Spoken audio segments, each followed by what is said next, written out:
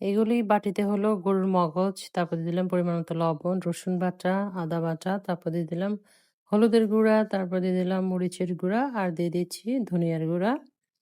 আরও দিয়ে দিলাম ১ চামচের মতো নারিকেল বাটা, একদম মিহি বাটা নারিকেলটা। তো এবার মগজটাকে আমি খুব ভালো করে হাত দিয়ে মসলার সাথে মাখিয়ে নিচ্ছি যেন মসলা আর মগজ একদম মিশে যায়। একদম ভেঙে দিব মগজটাকে যেন একদম ঝুরো, ঝুরো হয়ে যায়। খুব ভালোভাবে এভাবে মিশিয়ে নিচ্ছি। আসলে মগজটা আমি কিভাবে ভাজি করছি সেটাই আপনাদের সাথে শেয়ার করছি। বাস এভাবে রেস্টে রেখে দিব প্রায় ৫-৬ মিনিট। তারপর আমি অন্য একটা পাতিলে দিয়ে দিচ্ছি রান্নার তেল। রান্নার তেলটা গরম হয়ে আসলে দিয়ে দিচ্ছি পেঁয়াজ। মগজ ভাজির মধ্যে কিন্তু পেঁয়াজের পরিমাণটা একটু বেশিই দিতে হয়। আর দিয়ে দিলাম গরম মসলা।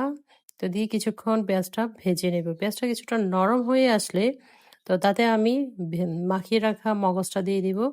বাস এভাবে কিছুক্ষণ নেড়ে একটু ভাজা, ভাজা বা একটু কষিয়ে নিয়ে তারপরে ওই যে বাটিতে আমি মগজটা মেখেছিলাম, তো সেই বাটিতে একটু পানি দিয়ে ধুয়ে বাস পানিটা দিয়ে দিলাম মসলাগুলো যেন চলে আসে।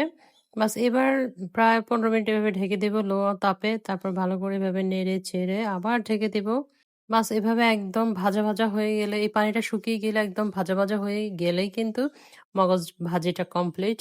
তো এখানে আমি লাস্টে নামানোর আগে আবার একটু ভাজা জিরার গুঁড়াও দিয়েছি। এভাবে খুবই ভালো লাগে।